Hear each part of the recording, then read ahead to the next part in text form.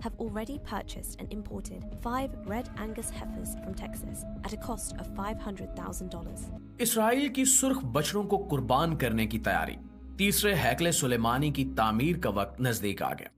السلام علیکم ناظرین، آج سے تقریباً 6 ماہ پہلے ہم نے آپ کو بتایا تھا کہ اسرائیل اپنی مذہبی کتابوں کی نشانیاں پوری کرنے کے لیے سرخ بچڑے تلاش کرنے میں کامیاب ہو چکا ہے، اور جلد ہی ان بچڑوں کو قربان کر کے ان کے خون اور راکھ سے تیسرے ہیکل سلیمانی کی بنیاد رکھی جانے والی ہے، جس کی تعمیر کا آغاز کرنے سے پہلے مسجد اقصی کو منہدم کیا جائے گا۔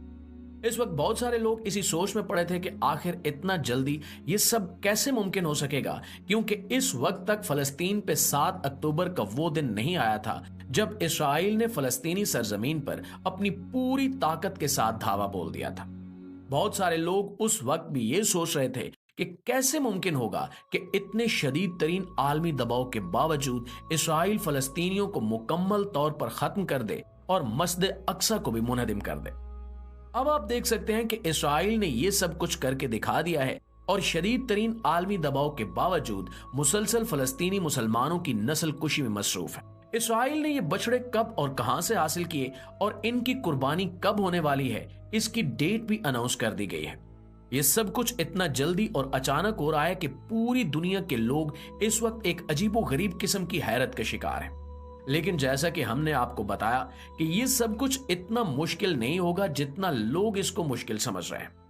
آج کی اس ویڈیو میں ہم آپ کو بتائیں گے کہ آخر ان بچڑوں کو ذبح کرنے سے ہیکل سلیمانی کی تعمیر کس طرح مکمل ہوگی، اور اس سلسلے میں اسرائیلی یہودیوں کا کیا عقیدہ ہے۔ تو آئیے چل کر موضوع کا باقاعدہ آغاز کرتے ہیں۔ ناظرین گرامی، ہم نے آج سے 6 ماہ پہلے آپ کو بتا دیا تھا کہ اسرائیل نے اپنی مذہبی کتابوں یعنی تورات اور تالمود، جسے ہم زبور کہتے ہیں، کے مطابق سرخ بچڑوں کی تلاش میں کئی ملین ڈالر پھونک ڈالے تھے، لیکن اب تک انہیں ایسا کوئی سرخ بچڑا نہیں ملا تھا جس پر کسی بھی قسم کا کوئی دوسرا نشان نہ ہو اور ان کے جسم پر مکمل طور پر سرخ رنگ کے بال ہی ہوں۔ آج سے 6 ماہ پہلے ٹیکساس یعنی امریکہ کی ایک ریاست کے ایک فارم میں اسرائیل کو ایسے 5 سرخ بچڑے مل گئے تھے، جنہیں کئی ملین ڈالرز کے عوض اس فارم کے مالک سے خرید لیا گیا تھا، اور انہیں بڑی احتیاط سے اسرائیل منتقل کر کے انتہائی سخت سیکیورٹی میں ان کی دیکھ بھال شروع کر دی گئی تھی۔ ان بچڑوں کو قربان کر کے ان کے گوشت کو جلایا جائے گا اور ان کے خون اور گوشت کی راکھ کو اکٹھا کر کے ہیکل سلیمانی کی بنیادوں میں بھرا جائے گا۔ ناظرین، اگر آپ نے قرآن کریم میں بنی اسرائیل کا تذکرہ پڑھا ہو تو آپ کو معلوم ہوگا کہ ایسا ہی سرخ بچڑا تھا جو ایک قتل کی تحقیقات کے لیے اللہ رب العزت نے ان سے قربان کر دینے کے لیے کہا تھا۔ یہی وجہ ہے کہ یہودیوں کے نزدیک سرخ بچڑا نہایت مقدس اور انتہائی اہمیت کا حامل ہے۔ ان کے عقیدے کے مطابق جب تک ایسے سرخ بچڑے نہ ملیں تب تک ہیکل سلیمانی کی تعمیر شروع کر دینا ایک بدشگونی ہوگی۔ اب جب ان کو ایسے بچڑے مل چکے ہیں تو اگلا کام ہیکل سلیمانی کی تعمیر سے پہلے اس خطے میں موجود فلسطینی مسلمانوں کو مکمل طور پر ختم کر دینے کا تھا، تاکہ فلسطین میں موجود مسجد اقصی کو منہدم کرنے میں کسی بھی قسم کی دشواری کا سامنا نہ کرنا پڑے۔ گزشتہ کئی ماہ سے جاری اسرائیلی حملوں کے تناظر میں آپ دیکھ سکتے ہیں کہ پوری دنیا بے حسی کی چادر اوڑھے سو رہی ہے، اور اسرائیل اپنے مسلسل اور پے در پہ حملوں کے نتیجے میں 18 لاکھ میں سے 3 لاکھ کے قریب فلسطینی مسلمانوں کو زخمی اور شہید کر چکا ہے، جن میں اکثریت بچوں اور خواتین کی ہے۔ اس وقت 15 لاکھ سے زائد فلسطینی مسلمان مصر کے بارڈر پر موجود رفح نامی ایک علاقے میں موجود ہیں۔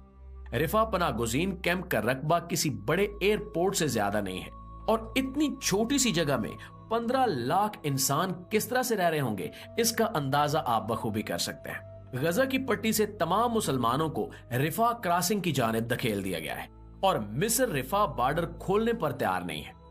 مصر کا خیال ہے کہ یہ فلسطینی پناہ گزین مہاجرین مصر کی معیشت کے لیے ایک بہت بڑا دھچکا ثابت ہوں گے، اور وہ اسی وجہ سے انہیں اپنے ملک میں جگہ نہیں دینا چاہتا۔ رفح میں ہر طرف سے محصور یہ فلسطینی مسلمان اب اسرائیل کے رحم و کرم پر ہیں۔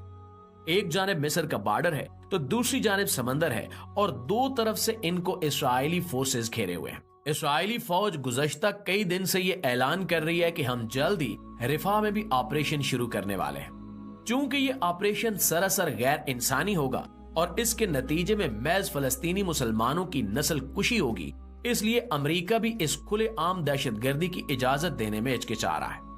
امریکہ نے اسرائیل کو وارننگ دی ہے کہ اگر رفح میں کسی بھی قسم کا آپریشن کیا گیا تو امریکہ اس سلسلے میں کسی بھی قسم کی مدد نہیں کرے گا۔ اس کے ساتھ ساتھ دنیا کے تقریباً تمام ممالک بھی رفح میں اسرائیلی آپریشن کو غیر انسانی اور دہشت گردانہ فعل قرار دے رہے ہیں، لیکن اسرائیلی حکومت کو اس سے کوئی فرق نہیں پڑتا۔ اسرائیلی حکومت واضح الفاظ میں کہہ چکی ہے کہ اگر دنیا کا کوئی بھی ملک ہمارے خلاف کھڑا ہو جائے تب بھی ہمیں اس سے کوئی فرق نہیں پڑتا اور ہم رفح میں آپریشن ضرور کریں گے۔ اب آپ سمجھ سکتے ہیں کہ رفح میں آپریشن کرنے کا اصل مقصد کیا ہے۔ مقصد یہی ہے کہ فلسطینی مسلمانوں کی مکمل طور پر نسل کشی کر دی جائے اور جو تھوڑے بہت باقی بچے ہیں انہیں اس قابل نہ چھوڑا جائے کہ وہ اسرائیل کے خلاف کھڑے ہو سکے۔ اگر اس خطے میں کوئی بھی ایسی مزاحمت کار قوت باقی رہ گئی جو اسرائیل کے کرتوتوں کے خلاف کھڑی ہو سکے تو اسرائیل اپنے ہیکل سلیمانی کے تعمیر کے خواب کو عملی جامہ نہیں پہنا سکے گا۔ ناظرین، چند ہی دنوں میں اسرائیلی فوج رفح میں آپریشن شروع کرنے والی ہے اور اس کے ساتھ ساتھ کچھ اندرونی ذرائع کے مطابق اسرائیل ان بچڑوں کو جنہیں ٹیکساس سے خریدا گیا تھا انہیں جبل زیتون کی چوٹی پر بالکل مسجد اقصی کے سامنے قربان کرنے والا ہے۔ اس کے بعد انہیں جلا کر ان کی راکھ اور خون کو ہیکل سلیمانی کی بنیادوں میں بھرنے کی تیاری بھی مکمل ہو چکی ہے۔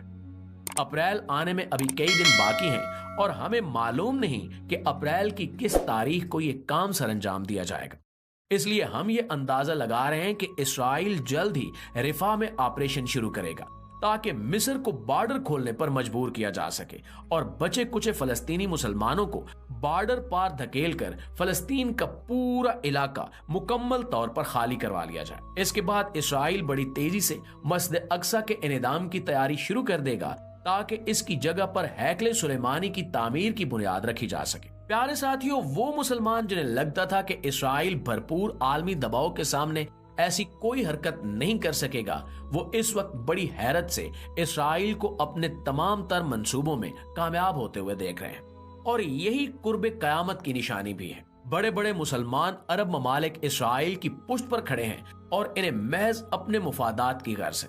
چاہے مسلمانوں کا قبلہ اول مسجد اقصی کو شہید ہی کیوں نہ کر دیا جائے۔ کعبۃ الصخرہ یعنی وہ سنہرا گنبد جس کے نیچے وہ پتھر موجود ہے جس پر حضرت آدم علیہ السلام کو جنت سے زمین پر اتارا گیا تھا اور جس پر حضرت ابراہیم علیہ السلام نے حضرت اسماعیل علیہ السلام کو ذبح کرنے کی کوشش کی تھی، اس پتھر کو بھی یہودی مقدس مانتے ہیں۔